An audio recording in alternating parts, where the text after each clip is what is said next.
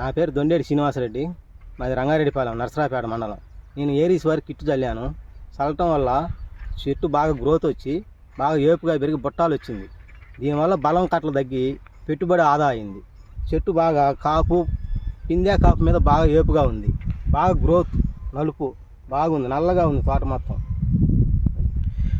మీరు ఈ Aries company వాళ్ళ న్యూట్రిషన్ బ్యాగ్ వాడుతూ ఇప్పటికి ఎన్ని కట్టలు వాడారు సార్? ఎన్ని మందు కట్టలు? ఇప్పుడు ఎకరానికి వచ్చేసరికి 4 కట్టలు బలం కట్టలు పెట్టాము. అదే మా తోటి రైతులు అయితే ఎకరానికి 8 కట్టలు బలం కట్టలు పెట్టారండి. దాని పెట్టినా సరే మనం దాని అంత క్వాలిటీ అనమాట్లేదు. ఒకసారి ఈ ఏరీస్ న్యూట్రిషన్ బ్యాగ్ వాడుతూ 4 మందు కట్టలు వేసారు కదా ఈ మిరప తోటకి. అవునండి, 10 ఎకరాలకి. 10 ఎకరాలకు చల్లాం సార్. ఈ ఒకసారి తోట చూపించండి. అది అట్లా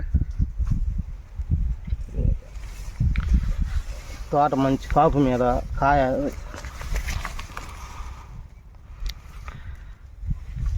మంచి కాపు.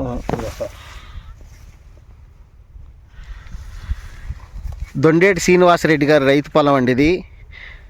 చాలామంది ఏంటంటే ఎక్కువ మందు కట్టలేసి తోటను పెంచాలని చూస్తున్నారు.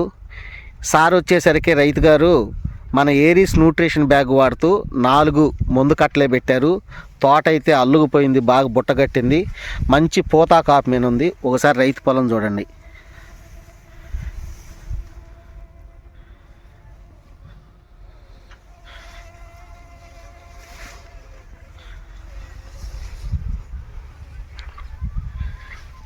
ఇతర రైతులు కూడా సార్, ఇతర రైతులు కూడా వచ్చి తోట చూసి ఏం వాడారని అడుగుతున్నారు సార్. ఏరీస్ కిట్ వాడామని చెప్పాము, బాగుందని అన్నారు.